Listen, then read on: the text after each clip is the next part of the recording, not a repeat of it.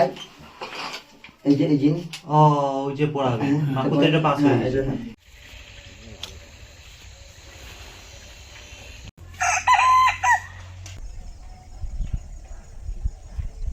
আমাদের গ্রাম বাংলায় শীত আসে এক অপরূপ রূপ ধরে। স্রষ্টা যেন নিজ হাতে রং তুলির আঁচড়ে আকাশ ও মাটির ক্যানভাসে তুলে ধরে এক স্বর্গীয় চিত্র। সত্যি এমন অপরূপ সৌন্দর্য শুধু গ্রাম বাংলাতেই দেখা যায়। গ্রাম বাংলায় শীতের স্নিগ্ধ বাতাস যেন শরীরে আদর বুলিয়ে দিয়ে যায়। গ্রাম বাংলার এই অপূর্ব শীতের সৌন্দর্য দেখে রবি ঠাকুরের একটা খুব জনপ্রিয় কবিতার কথাই মাথায় এলো। বহু দিন ধরে বহু ক্রোশ দূরে বহু ব্যয় করি বহু দেশ ঘুরে, দেখিতে গিয়েছি পর্বতমালা দেখিতে গিয়েছি সিন্ধু, দেখা হয় নাই চক্ষু মেলিয়া ঘর হতে শুধু 2 পা ফেলিয়া, একটি ধানের শীষের উপরে একটি শিশির বিন্দু। সত্যিই তাই, আমরা যতই বিদেশ বিভুঁই ঘুরে আসি না কেন আমাদের এই বাংলার গ্রামীণ সৌন্দর্যের কাছে সব কিছুই যেন ফিকে হয়ে যায়। গ্রাম বাংলায় শীতের সকালে যখন কুয়াশার চাদর ভেদ করে মিষ্টি রোদ আমাদের গায়ে এসে পড়ে তখন যে অনুভূতিটা কেমন হয় সেটা সত্যিই অনুভবেরই বিষয়, সেটা কখনোই বর্ণনা করা যায় না, সেই অনুভূতি একদমই অবর্ণনীয়। তো hello friends, welcome back to my channel. আমার চ্যানেল বং লেডি সানিতাতে তোমাদের অনেক অনেক স্বাগত। আজকে চলে এসেছি আরেকটা নতুন ব্লগ নিয়ে তোমাদের সাথে শেয়ার করতে। আর আজকের ব্লগটা হচ্ছে আমার গ্রামের বাড়ি যাওয়ার ব্লগ। এতক্ষণে বুঝতেই পেরেছো যে এটা একটা কোনো গ্রামেরই ব্লগ হতে চলেছে। তো এটা হচ্ছে আমার গ্রামের বাড়ি যাওয়ার ব্লগ। তো চলো ব্লগটা দেখতে থাকো। একদিন শীতের সকালটা না হয় আমার সাথে একটু গ্রামেই চলো না, দেখো না একটু গ্রামের শীতের সকালের আমেজটা কেমনভাবে উপভোগ করা যায়। আর সাথে গ্রামীণ কিছু ঐতিহ্যবাহী জিনিস যেগুলো এখন প্রায় অবলুপ্তির পথে চলে গেছে সেগুলোই তোমাদের সামনে তুলে ধরার চেষ্টা করব। আশা করি ব্লগটা তোমাদের খুব খুব ভালো লাগবে। পুরো ব্লগটা দেখো আর আমাকে জানিও কেমন লাগলো। সত্যি ভাবতে অবাক লাগে বলো বন্ধুরা, যে আমাদের প্রকৃতিও কেমন অদ্ভুত ছকে বাঁধা, তাই না? অঘ্রাণ মাসে সব মাঠ থেকে ধান উঠে গেছে, নতুন ধানের উৎসব সব বাড়িতে বাড়িতে হয়ে গেছে লবান উৎসব। লবান উৎসবের পরে সেই নতুন ধানের নতুন চাল গুঁড়ি দিয়ে হচ্ছে এখন পিঠে পরবের পালা। সব জমিতে জমিতে লাগানো হয়েছে এখন রবি শস্য। চারিদিকে এই হলুদের সমারোহ, মানে এই সর্ষের ক্ষেতগুলো দেখে একটা বিহুর গান মনে পড়ে যাচ্ছে। হলুদ বরণ মেঘলাই তার যৌবন উছলাই, লালোর নাড়াল দিয়া চক্ষু দুটি চাই। এই হলো চন্দ্রভাগা নদীর সেতু, আর এই সেতুর তারপরেই হলো আমাদের গ্রাম পারুলিয়া। তো আজকে যে উদ্দেশ্যে আমাদের গ্রাম পারুলিয়াতে আসা সেটা হলো আজকে আমাদের গ্রামে হচ্ছে পৌষ লক্ষ্মী পুজো। বাড়িতে বাড়িতে আজকে আমাদের গ্রামে পৌষ লক্ষ্মীর পুজো হয়। তোমাদের আমি আগের ব্লগেই বলেছিলাম যে আমাদের গ্রামের বাড়িতে পৌষ লক্ষ্মী পুজো হয় মকর সংক্রান্তির আগের দিন। তো পুজোটা কিছুটা দেখে নাও চলো। अधिकं तस्मै कमले दक्षिणाराय विक्रमनाशाय नमः। तदा पुष्पाञ्जलि पुष्पं ओं श्री लक्ष्मीदेव्यै नमः। अधिकं तस्मै सर्वाभ्यो देवीभ्योरधिकं तस्मै सर्वाभ्योर्भूरियाय नमः। तदा प्रकाशं प्रलक्ष्याक्षं प्रलक्षिणाय अनाथयं पराजं लक्ष्मीदेव्यै विक्रमनाशाय नमः। अधिकं तस्मै पालिभूरियाय नमः। अधिकं तस्मै वस्तुदेवाय सर्वभूरं सर्वाभ्यो देवीगणेभ्यो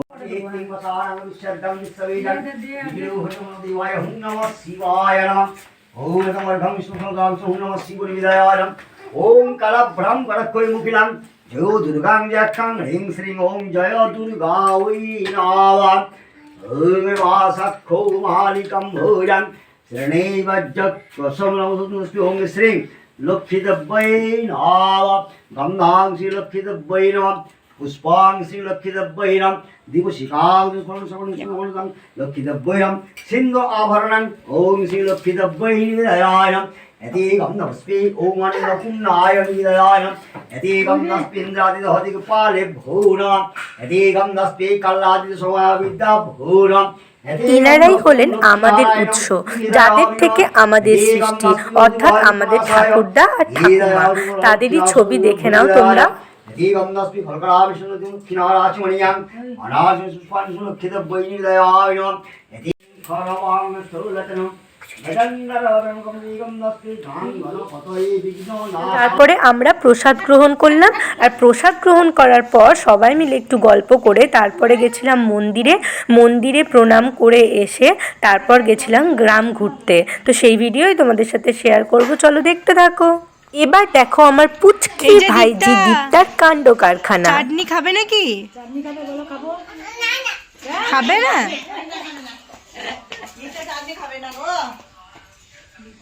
ধরলো ধরলো ধরলো ধরলো। কোথায় গেছিলিস বল বল বল, কোথায় গেছিলিস? মুখই দেখা যাচ্ছে না। কোথায় গেছিলিস? তোদিকে তাকাচ্ছে, দেখ তাকাচ্ছে, দেখ কেমন করে তাকাচ্ছে, তাকাচ্ছে। কথা বল গা, কথা বল গা। খাবি খাবি তোর ভাত খাবি? ভাত খাবি জিজ্ঞেস কর, ভাত খাবি? আর ইনি হলেন আমাদের কুলদেবতা শ্রীধরনাথ। ইনি আমাদের রক্ষাকর্তা। ইনি আমাদের বাড়িতে আসছেন আমাদের বাড়িতে ভোগ গ্রহণ করবার জন্য। তো সেই দৃশ্যই তোমাদের সাথে একটু শেয়ার করলাম।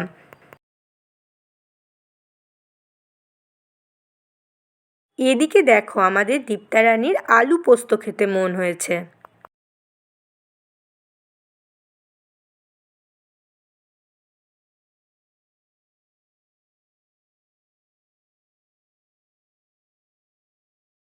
তারপর গ্রাম বাংলার আঁকাবাঁকা মিঠো পথ দিয়ে ঘুরতে বেরোলাম আমাদের গ্রাম।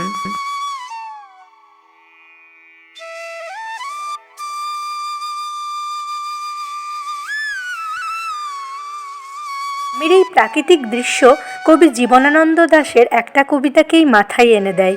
সেই কবিতা হলো, বাংলার মুখ আমি দেখিয়াছি, তাই আমি পৃথিবীর রূপ খুঁজিতে যাই না আর। এদিকে দেখো পায়রাদের বকম বকম আওয়াজে গোটা গ্রাম যেন মুখরিত হয়ে আছে। তারপর কিছুটা দূর এগোতেই হস্তচালিত তাঁতের খটাক্ষট খটাক্ষট আওয়াজে ঢুকে গেলাম একটা ঘরে। পারুলিয়ার যে কোনো ঘরেই আমরা নির্দ্বিধায় ঢুকে যেতে পারি, কারণ তাদের সবাইকে আপন করে নেওয়ার ক্ষমতা, এবং প্রত্যেকেই তারা কেউ না কেউ আমার বাপি বা মেজো জেঠু বা বড় জেঠু বা কাকায় কারোর বন্ধু, দাদা বা ভাই।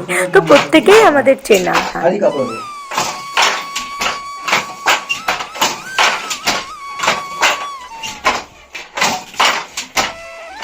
আমাদের গ্রামে অনেক বাড়ির পাশ দিয়েই পেরোলে শুনতে পাওয়া যায় তাঁতের এই ছন্দময় খটখট শব্দ। এই হলো রেশম গুটি, যেগুলো দেখো বস্তায় বস্তায় ভরে রাখা আছে। তারপরে এগুলোকেই রোদে শুকোতে দেওয়া আছে, দেখতে পাবে। দেখো রোদে শুকোতে দেওয়া আছে রেশম গুটিগুলো।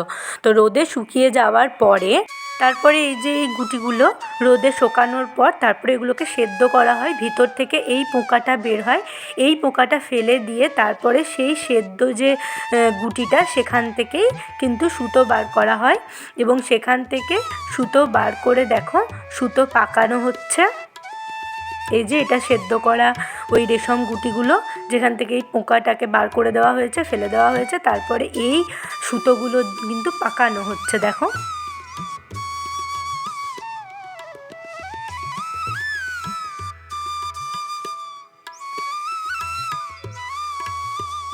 এই দেখো এই যে সুতো পাকানো সুতোগুলো, যেগুলো সুতোগুলো পাকাচ্ছিল সেই সুতো হচ্ছে এটা।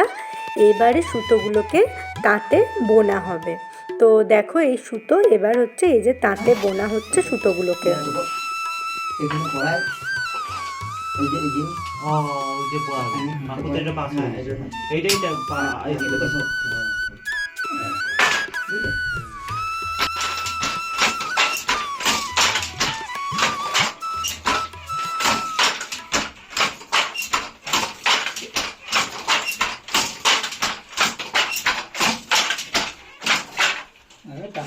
তারপরে এই সবুজের সমারোহ পেরিয়ে আমরা চলেছি আমাদের বেগুন বাড়ির উদ্দেশ্যে।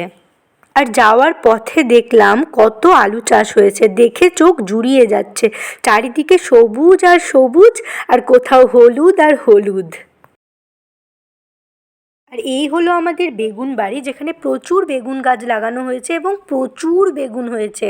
মানে আমরা যে কত বেগুন তুললাম তার ঠিক নেই, প্রচুর বেগুন হয়েছে।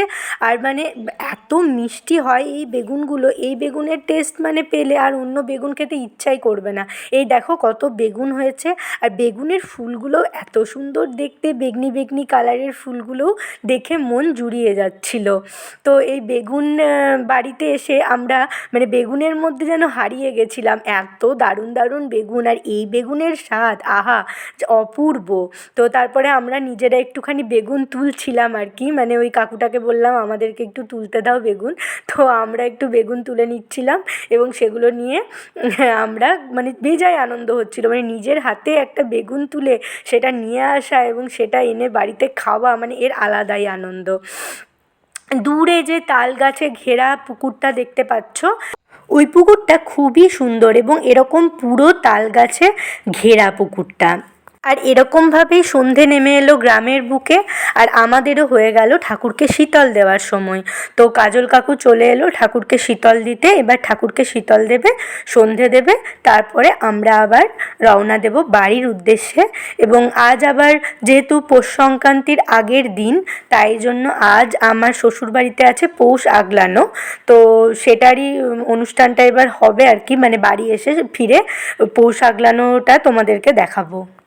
তো চলো দেখে নাও। এই দেখো তারপরে আমরা বাড়ি চলে এসেছি, আর বাড়িতে এসে এই দেখো এটা হচ্ছে আমাদের ঠাকুর ঘর, এখানেই মামনি পৌষ আগলানোর অনুষ্ঠানটা করবে। তো এই দেখো আমাদের রাধা গোবিন্দ, তোমরা দর্শন করে নাও। তো দেখো প্রথমে মামনি গঙ্গা জল দিয়ে জায়গাটা পরিষ্কার করে নিল, তারপরে সেখানে নতুন চালের গুঁড়ো দিয়ে মারুলি দেবে মামনি, এবং মারুলি দেওয়ার পর তার উপরেই লক্ষ্মীর পা অঙ্কন করে আলপনা দেবে। দেখো দেখে নাও।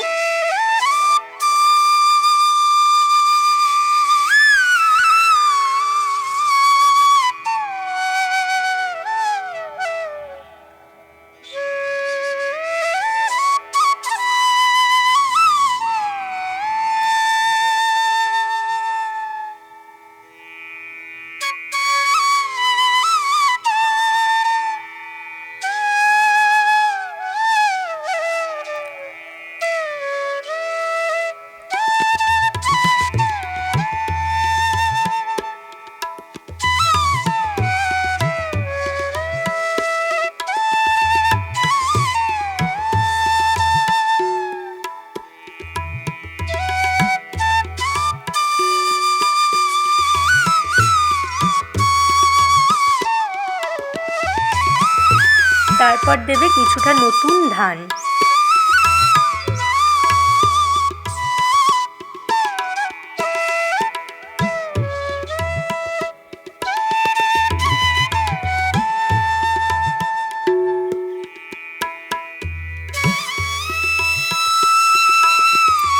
তারপর দেবে একে একে মূলোর ফুল, তারপরে দেবে সর্ষে ফুল,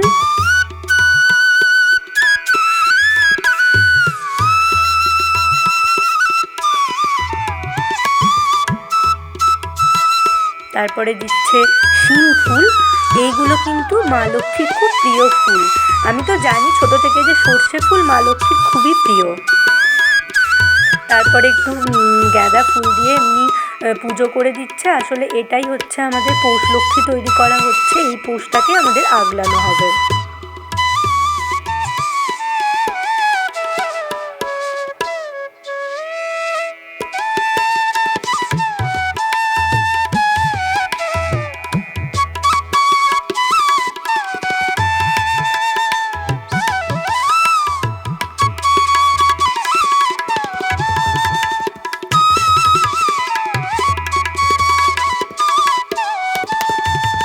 তারপরে দিয়ে দিচ্ছে দুর্ব ঘাস।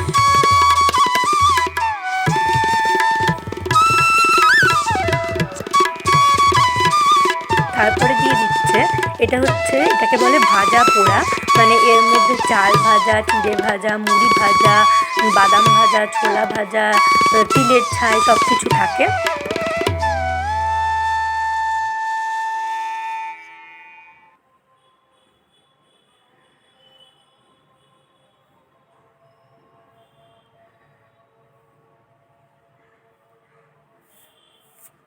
এখানে কিন্তু গুড়ের লবাতও দিতে হয়, মানে নলেন গুড়ের যে লবাত সেটাও দিতে হয়। তো সব কিছু দেওয়া হয়ে গেছে।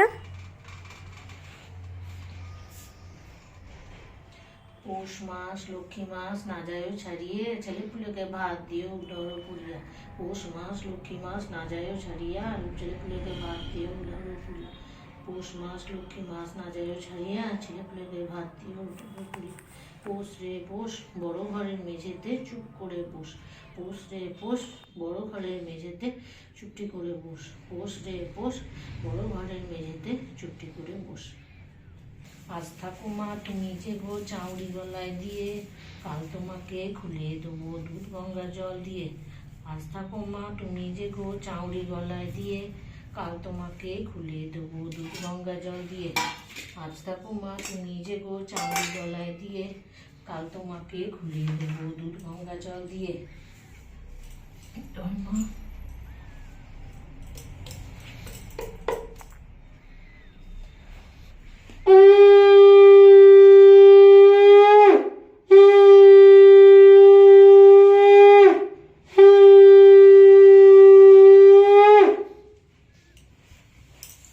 আজকে হতো পৌষ সংক্রান্তি, কিন্তু এই যে আমরা পৌষটাকে আগলালাম আজকে দিয়ে, আজকের দিনটা তাই মা পৌষ লক্ষ্মী থেকে গেল।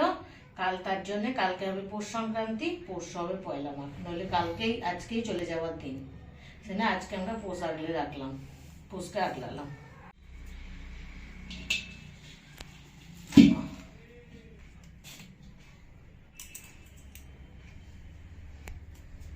আমাদের পৌষ আগলানো হয়ে গেল, এবার আমরা পিঠে খেতে বসেছি। তো কালই হচ্ছে মকর সংক্রান্তি, সকলকে মকর সংক্রান্তির অনেক অনেক শুভেচ্ছা ও অভিনন্দন। সবার মকর সংক্রান্তির দিনটা খুব খুব ভালো কাটুক, সবাই জমিয়ে পিঠে খাও। তো আজকে আমার ব্লগটা এই পর্যন্তই, দেখা হবে তোমাদের সাথে নতুন আরেকটা ব্লগ নিয়ে। আর আমার এই ভিডিওটা যদি তোমাদের ভালো লেগে থাকে, আমার এই পিঠে পুলি, আমার এই গ্রামের ভিডিও যদি তোমাদের ভালো লেগে থাকে, তাহলে please like comment and share করে দিও। আর আমার চ্যানেলটা সাবস্ক্রাইব করতে ভুলো না কিন্তু। বাই, তোমরা সবাই খুব খুব ভালো থেকো।